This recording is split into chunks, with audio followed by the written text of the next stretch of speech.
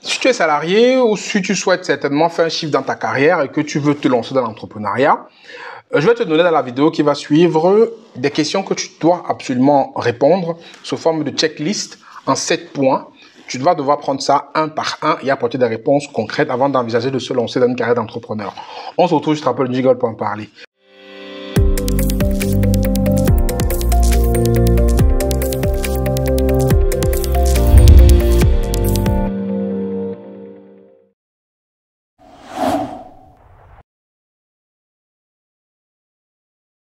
Bonjour à toi, je suis Franck Aigné. Tu sais, aujourd'hui, il y a beaucoup de personnes qui souhaitent se lancer dans une carrière d'entrepreneur, mais ne savent pas par où commencer. Ils sont salariés, certainement, d'un boulot qui peut-être les plaît ou les plaît pas, mais ils se demandent comment est-ce que je peux justement changer, me libérer du salariat. Tu sais que moi, je ne serai jamais de ceux qui vont te dire « quitte ton emploi tout de suite et va te lancer dans l'entrepreneuriat ». Non. Si c'est que tu envisages de faire ça, arrête, ne le fais pas. Parce que les situations des gens sont différentes. Il y a des personnes qui ont des contraintes familiales, des personnes qui ont des engagements financiers, des personnes qui ont d'autres éléments qui ne peuvent pas les permettre justement de pouvoir faire le grand bond, comme on dit souvent, de façon aussi simple. Donc, je me propose en fait de donner justement cette checklist-là, ces 7 questions qui sont pragmatiques, qui sont simples. Tu dois répondre une par une de façon concrète et de façon honnête. Et c'est lorsque tu auras, je pense, répondu à toutes ces questions de façon honnête que tu pourras envisager justement ce grand bond qui va te libérer du salariat. Donc, sans plus tarder, mais avant ça, tu connais la règle sur le média. Quand une vidéo te plaît, il y a 3 choses à faire. Tu likes, tu partages, tu laisses un commentaire pour que la vidéo soit mieux rankée, en fait, mieux reconnue par Google, YouTube et qu'on puisse être diffusé au plus grand nombre de personnes. Parce que ce que je vais donner ici aujourd'hui, ça peut servir et aider d'autres personnes peut-être que tu ignores dans ton réseau ou peut-être sur Internet. Et le fait que la vidéo soit propulsée, ils peuvent tomber dessus et tu vas aider les gens. Donc, ne sois pas chiche, partage la vidéo au plus grand nombre de personnes. Donc, on va parler rapidement. On va parler rapidement de la première question de la checklist. D'abord, pose-toi la question, pourquoi tu veux devenir entrepreneur? Pourquoi est-ce que tu veux quitter ton boulot de salarié pour une carrière d'entrepreneur? Parce que, par exemple, moi, je me souviens quand je me suis lancé dans ma carrière d'entrepreneur, c'est parce que j'avais vécu comme une injustice dans mon travail que je faisais à l'époque. Et ça m'avait beaucoup choqué. C'était en 2014, une injustice dont j'ai parlé sur les médias déjà, où j'avais un poste qui m'était dédié, qui me tendait les bras, que j'avais travaillé longtemps pour l'avoir. Et j'avais été, entre guillemets, un peu trahi par mon employeur à l'époque et j'ai vécu ça très mal. Et ça m'a fait justement un déclic. J'étais à préparer d'entreprendre, mais je n'étais pas encore, on va dire, prêt à sauter le pas. Et ce déclic-là, cette trahison m'a fait comprendre que peut-être je ne suis pas à ma place et que peut-être aussi je mérite mieux. Voilà, donc je me suis dit ça, je ne suis pas, je mérite mieux et je me suis décidé de me lancer parce que je pense que je pouvais apporter mieux aux personnes étant entrepreneurs que là où j'étais dans mon entreprise à l'époque. Donc toi aussi, tu dois savoir quelle est ta raison principale qui te permet de devenir entrepreneur. Pourquoi est-ce que tu veux quitter ton emploi? Pourquoi tu veux embrasser une carrière d'entrepreneur?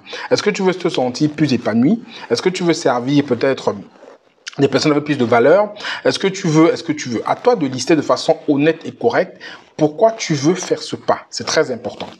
Ça, c'est la première question de la checklist. La deuxième question, en fait, c'est de savoir quelles sont les compétences que tu as aujourd'hui. Quelles sont les compétences que tu as emmagasinées pendant tout ton parcours de salarié que tu peux peut-être proposer aux personnes? Parce que peut-être, et dis-toi aussi que quelles sont les compétences pour lesquelles les gens pensent que tu es un expert. Peut-être les gens t'appellent le jour pour te demander comment on fait une sauce comme ça. Comment est-ce qu'on fait peut-être un dessin. Peut-être comment est-ce qu'on investit dans l'immobilier. Peut-être comment est-ce qu'on peut se former. Je ne sais pas, les gens doivent t'appeler pour te poser des questions souvent parce que peut-être tu es reconnu comme un expert et peut-être que tu l'ignores. C'est une compétence peut-être que tu as et que tu peux monétiser. Donc, pose-toi la question, en fait, quelles sont tes compétences que tu as acquis dans ton emploi et hors de ton emploi et que tu peux peut-être t'asseoir dessus pour pouvoir proposer aux autres. Ça nous ramène justement maintenant à la troisième question que je dois te poser. Parmi toutes ces compétences-là, quelle est celle que tu peux facilement monétiser? Quelle est celle que tu peux, de façon, entre guillemets, rendre rentable et peut-être gagner de l'argent avec en étant à l'aise? Parce que ça, c'est le problème. C'est que souvent, les gens ont des compétences, mais ils ont un peu du mal souvent à vendre ça aux personnes. Tu dois quelle est la compétence que tu peux vraiment vendre afin de pouvoir gagner ta vie? Donc ça, c'est la troisième question que tu dois te poser par rapport quand tu as laissé tes compétences. Les compétences sont listées. Maintenant, tu fais le troisième point. Tu vois ce que tu peux vendre de façon correcte, de façon intéressante pour pouvoir peut-être gagner ta vie. Toujours dans la même lignée de la question 3, dis-toi en fait quelles sont les compétences qui sont aussi automatisables. Parce que par exemple, si tu veux faire une activité qui va donner de la liberté financière, tu veux faire une activité qui va te permettre d'être au bureau tout le temps, une activité qui va te prendre beaucoup plus d'énergie que ce que tu as aujourd'hui. Tu veux une activité qu'au bout du terme, tu vas pouvoir être un peu libre et pouvoir peut-être vivre autre chose. Donc dis-toi, est-ce que cette activité est automatisable sur le temps? Par exemple, je prends 2 exemples pour que tu comprennes. Si par exemple, tu penses que tu peux donner des cours de répétition de mathématiques ou de physique à des gens, ça, c'est un business qui n'est pas automatisable parce que tu dois être présent pour donner des cours de soutien scolaire. Donc ça, c'est un business qui n'est pas automatisable. Mais par contre, tu peux peut-être monter une formation. Créer ta formation et peut-être la mettre à disposition des personnes. Ce que tu vas faire, c'est que tu vas enregistrer la formation une seule fois, tu vas la mettre en ligne et après, elle peut se vendre de façon automatique. Et par rapport à ça, justement, j'accompagne des personnes à créer leur formation pour pouvoir la mettre en ligne et rapidement gagner de l'argent. Si ça t'intéresse, il y a un lien en bas pour pouvoir m'envoyer un message pour qu'on en parle. Donc ça, c'est un business qui est automatisable sur du long terme. Par exemple, créer sa formation ou peut-être mettre sur une agence de digital marketing. Ça, tu peux aussi le faire. Donc, toutes les informations par rapport à cette activité qu'on propose sont en description de la vidéo. Tu vas là-bas, tu vas voir les descriptions, tu me contactes, on en parle en détail. La quatrième question pour moi est une question très importante. Elle est très importante, c'est quel est ton rapport avec l'argent? Parce qu'en fait, si tu as des croyances limitantes sur l'argent, tu dois les casser avant de te lancer dans l'entrepreneuriat. Parce que je connais beaucoup d'entrepreneurs qui ont même du mal à pouvoir mettre un prix sur les prestations qu'ils proposent parce qu'ils n'ont pas un rapport qui est apaisé avec l'argent. Ils ont du mal à vendre. Ils ont du mal à même recevoir de l'argent des personnes. Donc, pose-toi la question aujourd'hui, quel est ton rapport avec l'argent? Est-ce que tu es apaisé avec l'argent? Parce que tu n'es pas apaisé avec l'argent, tu auras beaucoup de mal en tant qu'entrepreneur à pouvoir même déjà mettre un prix en face de tes offres, demander l'argent aux gens, peut-être démarcher et commencer à parler d'argent. Donc, si tu es embêté, si tu as des croyances limitantes avec l'argent, il faut que tu corriges ça avant de commencer une carrière d'entrepreneur parce que c'est très important. Ce qu'on entreprend, c'est pour gagner sa vie. Et si on n'a pas d'argent, on ne gagne pas sa vie. On peut entreprendre parce qu'on a une passion, mais au bout du compte, il faut quand même que cette passion-là te fasse vivre. On est malheureusement dans une société aujourd'hui où sans argent, on ne fait rien. Donc, si tu veux aujourd'hui quitter le salariat où tu sais que chaque mois, ton salaire est presque garanti par ton employeur pour aller vers un secteur où tu vas te battre tout seul pour gagner ton argent là, il faut que tu aies une relation apaisée avec l'argent. Donc, si tu ne l'as pas, il faut d'abord la travailler avant de pouvoir te lancer dans une carrière entrepreneuriale. La cinquième question que tu vas te poser, c'est est-ce que tu as besoin de te former? Parce que comme je dis toujours, des personnes sont souvent, ils peuvent être des très bons informaticiens, mais un très mauvais gestionnaire d'entreprise. Tu as peut-être besoin d'apprendre comment est-ce qu'on crée un tunnel de vente, peut-être de comment est-ce qu'on fait du marketing digital si tu veux partir en ligne, peut-être comment est-ce qu'on gère des ressources humaines. Il faut savoir de quoi tu as besoin. Peut-être qu'il y a un secteur qui te passionne, mais que tu ne sais pas comment tu vas pouvoir le monétiser. Tout ça, tu dois te former pour pouvoir acquérir ça. Tu peux par exemple t'engager à lire peut-être un livre par semaine, ensuite peut-être une formation. Donc quand tu auras fait tes compétences, tu auras vu celles que tu veux monétiser, il faut faire un bilan honnête pour savoir si tu as tous les éléments pour te lancer ou tu as besoin de te former. C'est très important. Parce que te former va réduire tes chances d'échec en fait. Va plutôt augmenter tes chances de réussite. Donc il faut voir te poser la question de façon honnête. Est-ce que j'ai besoin de me former? Est-ce que j'ai tout en ligne ou tout en main pour pouvoir me lancer de façon correcte? La sixième question que tu dois te poser, c'est une question qui est très importante et très pertinente. Il faut te demander quel est ton niveau d'endurance, ton niveau de résilience. Si tu es quelqu'un qui te décourage très vite et qui lâche l'affaire à la moindre difficulté, réfléchis 2 fois avant de lancer l'entrepreneuriat. Par contre, si tu es quelqu'un qui est discipliné, qui a cette capacité de pouvoir être endurant, de pouvoir être résilient, parce que l'entrepreneuriat, tu sais, quand tu vas démarrer, tu as tous les gens autour de toi qui vont s'être découragés.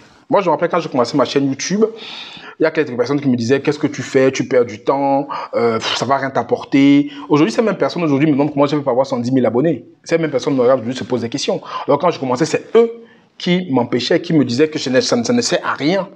Et donc, ça veut dire que si je n'étais pas endurant et que je savais ce que je voulais faire, j'aurais arrêté mon entourage, m'aurais découragé. Donc, il faut que tu aies cette capacité de pouvoir justement supporter ces coups-là, de pouvoir justement savoir que tu es endurant parce que c'est ce que tu veux. Donc, si tu es quelqu'un qui n'a pas cette capacité d'endurance, de motivation, de résilience, pose-toi encore la question 2 fois. Parce que l'entrepreneuriat, c'est vraiment que ça. Comme je dis toujours, c'est 80% d'état d'esprit et 20% de compétences. Tu peux être quelqu'un de très compétent, mais tu as un état d'esprit qui n'est pas bon, tu ne vas pas réussir. Tu peux être quelqu'un qui n'a peut-être pas de compétences, mais tu as un bon état d'esprit, tu peux aller chercher la compétence. L'état d'esprit est plus important, le mindset qui est les 80% de ta réussite. Donc si tu n'es pas endurant, tu n'es pas discipliné, tu ne sais pas comment est-ce que tu vas pouvoir te passer les avis des autres parce que tu as un target que tu vises, n'entreprends pas. C'est que tu vas échouer. Parce que tu as toujours des endurants. En plus, quand tu vas entreprendre, il y a des périodes où tu vas bien gagner de l'argent, c'est-à-dire tu vas pouvoir être rentable, d'autres périodes où ça va chuter, ce sera en dents de scie. Et souvent aussi, la différence que tu dois avoir, que tu dois comprendre, c'est que quand tu es salarié, quand tu travailles 1 heure, tu sais qu'on va te payer 1 heure. Donc, il faut comprendre aussi qu'en tant que futur entrepreneur, ce n'est pas comme le salarié, c'est-à-dire ce n'est pas du fait où tu vas travailler 1 heure, on va te payer tout de suite 1 heure. Tu peux faire des actions pendant 1 mois, 2 mois, 3 mois et tu as les résultats 3 à 6 mois plus tard. C'est ça qu'il faut comprendre. Donc derrière, en fait, ne sois pas dans la logique où dès que je travaille tout de suite, j'ai des résultats tout de suite. Souvent, tu as même des résultats quand tu t'entends le moins. Tu as fait une action il y a peut-être 6 mois et tu reçois le fruit de ton action 6 mois après. Donc il faut que tu sois conscient de ça et que tu changes de mentalité, que tu sois sûr que ta mentalité est prête à shifter vers ce mindset-là. Sinon, ça va être compliqué pour toi d'entreprendre. Donc c'est des trucs qu'il faut comprendre et considérer. Et surtout, il faut comprendre en fait que lorsque tu es dans l'entrepreneuriat, lorsque tu vas avoir cette carrière d'entrepreneur, il faut aussi que tu sois à l'aise avec la vente. Parce que la vente, c'est aussi un truc qui est important, qui rejoint la fait de gagner de l'argent. Si tu n'es pas à l'aise avec la vente, il faut que tu te fasses former pour la vente ou te fasses accompagner. Parce que la vente, c'est une des compétences les plus importantes lorsqu'on est entrepreneur. Parce que si tu ne vends pas, tu ne sais pas vendre, tu n'as pas de clients. Si tu n'as pas de clients, tu n'as pas de chiffre d'affaires. Pour le chiffre d'affaires, tu n'as pas de revenus. Pas de revenus, tu es mal. Tu es mal et tu commences à faire n'importe quoi. Donc ça nous amène un peu au 7e point qui me dit, ça nous amène un peu à la 7e question de la checklist qui dit en fait que de combien tu as besoin pour vivre par mois. Il faut que tu saches ce montant-là, que tu l'aies quelque part. Parce que comme j'ai dit au départ de la vidéo, les situations sont différentes en fait. Et si tu ne sais pas de combien tu as besoin pour vivre par mois, c'est compliqué. Et c'est parce que tu vas savoir de combien tu as besoin pour vivre par mois que tu vas fixer ce chiffre-là et que tu pourras commencer à faire ton business en étant salarié. Et quand tu vas atteindre cette somme-là de façon pérenne, je ne dis pas l'atteindre de 1 mois de quitter son job, l'atteindre sur 1, 2, 3 mois, tu es sûr que tu atteins bien ce montant-là et là, tu peux sereinement quitter ton emploi. Et ça veut dire qu'en fait, avant de quitter ton emploi, tu pourras donc automatiser ton business. Tu pourras faire des choses pour rendre un business optimal, pour pouvoir justement commencer à générer du cash et pouvoir quitter ton emploi. Mais il faut que tu aies ce chiffre-là en tête. Parce que derrière, il n'y a rien de pire qu'un entrepreneur qui galère à la fin du mois pour payer son loyer, pour faire manger sa famille, pour s'habiller, pour payer ses factures. Il prend des mauvaises décisions et il court derrière peut-être des contrats qui ne lui plaisent pas. Donc, si tu as encore la possibilité d'avoir des revenus sécurisés par ton salaire, pas ton salaire, garde-les et quitte que ces revenus-là lorsque tu as vraiment déjà sécurisé de l'autre côté, quoi. Et derrière, ce qu'il faut comprendre aussi, c'est que tu peux... Bon, chacun fait ses choix. Il y en a qui vont peut-être préférer d'abord garder ce boulot de salarié pendant un moment et faire les deux en même temps. Il y en a qui vont dire que voilà, dès qu'ils ont un revenu qui est conséquent du côté entrepreneurial, ils vont quitter leur boulot salarié pour se lancer complètement. Ça, c'est mon choix, c'est ce que moi je propose parce que derrière, il faut que tu scales ton business et que tu travailles beaucoup, puis que tu t'impliques vraiment à 100%. Mais avant de t'impliquer à 100% dans ton activité d'entrepreneur, il faut être sûr que cette activité-là peut te générer de quoi vivre de façon décente. Et on est là pour ça, justement. On est là pour t'accompagner, pour faire cette transition-là, pour que tu puisses justement bien t'en sortir en étant entrepreneur. Et comme je dis, on a 2 programmes qui font ça, qui peuvent t'accompagner de façon efficace. On a d'abord le programme où tu peux créer et vendre ta formation. Donc, tu as une compétence, tu as un talent, tu as une passion, tu as une activité pour laquelle tu es reconnu par tes pairs. Tu peux la monétiser facilement en créant une formation et la vendant en ligne. Tu peux le faire en étant salarié sans aucun problème. Lorsque tu auras fait la première formation, tu vas bien la vendre. Je vais t'apprendre comment tu vas le faire pas à pas. Et c'est un accompagnement qui est individuel. C'est pas un accompagnement qui est en groupe. Je t'accompagne de façon individuelle, one-to-one. Et quand tu auras fait ça maintenant, tu peux créer ta première formation, tu la vends, après tu crées la deuxième et après tu peux partir de ton emploi de salarié quand tu auras bien vendu ta formation pour pouvoir te lancer à fond. Tu peux aussi devenir assistant digital, c'est aussi un truc que tu peux faire en étant salarié. Et lorsque tu commences à avoir des clients, avoir une bonne agence qui tourne bien, tu peux aussi quitter ton emploi de salarié pour te lancer. Mais ne te lance pas sur un coup de tête parce que tu vas beaucoup galérer. Et aussi, quand tu vas quitter ton emploi, ne le quitte pas de façon, on va dire radical, comme on dit souvent. Tu peux négocier un départ conventionnel, ce qu'on appelle une rupture conventionnelle, si c'est valable dans ton pays, pour pouvoir sécuriser quand même des revenus lorsque tu vas être entrepreneur. C'est toujours bien d'avoir une deuxième source, même quand on a quitté son emploi. Tu peux l'avoir pendant un moment. Tu peux aussi avoir, par exemple, accès au chômage. Ça, c'est pas faux. Le chômage aussi, on peut te payer des droits de chômage qui te permettent d'investir dans ta société lorsque tu es dans l'entrepreneuriat. Donc, c'est tout ça qu'il faut que tu réfléchisses. Je vais terminer en te donnant 2 autres conseils. Le premier, en fait, c'est qu'il faut que tu sois bien entouré. Réfléchis avec qui tu t'entoures lorsque tu vas te lancer la carrière d'entrepreneur. Parce que tu marches qu'avec des personnes qui sont décourageantes, des personnes qui sont toxiques. Ça veut dire que tu deviendras toxique et ils vont t'empoisonner le quotidien. Donc, il faut voir avec qui tu vas t'entourer, en tout avec des personnes qui vont te galvaniser, te motiver. Et si l'entourage n'est pas bon, vois comment tu peux le changer, ou comment tu peux changer toi aussi pour que l'entourage te suive, pour que tu aies un environnement qui est fertile à cette carrière d'entrepreneur. Deuxième conseil, c'est de voir comment est-ce que tu vas pouvoir aussi monter ta structure, monter ta boîte, parce qu'il faut que tu sois avec des personnes qui vont t'accompagner. Il faut avoir une équipe qui va t'accompagner aussi, parce que tu peux pas tout maîtriser. Tu peux pas maîtriser la comptabilité, tu peux pas maîtriser je sais pas le marketing digital, tu peux pas maîtriser tout ça. C'est des personnes qui vont devoir t'accompagner pour que ton business puisse passer à un autre niveau. Donc c'est des éléments que tu dois aussi anticiper, voir comment est-ce que tu vas pouvoir payer ces personnes-là, parce que ces personnes-là, c'est soit tu sais faire, soit tu payes pour qu'on fasse à ta place. Il n'y a pas de magie. Donc, c'est les deux conseils que je peux donner. Donc, voilà un peu une checklist en 7 points que tu dois regarder de façon honnête, correcte, sincère avant de faire ce basculement, avant d'engager ce processus. Parce que pour moi, c'est un processus que tu dois engager. Qui doit prendre le temps que ça prendra. Il y en a certains que ça prend 3 mois, d'autres ça prend 6 mois, d'autres ça prend 1 an. Chacun son timing. Mais ne le fais pas sur un coup de tête. Prends ton temps. On t'accompagne, je suis là pour ça, mon équipe est là pour ça. N'hésite pas, reviens vers nous. Et surtout, les 2 programmes qu'on propose, c'est des programmes qui sont vraiment idéaux. Je suis là, mon équipe est là, nous sommes là pour t'accompagner, pour que tu fasses cette transition-là de façon la plus aisée possible.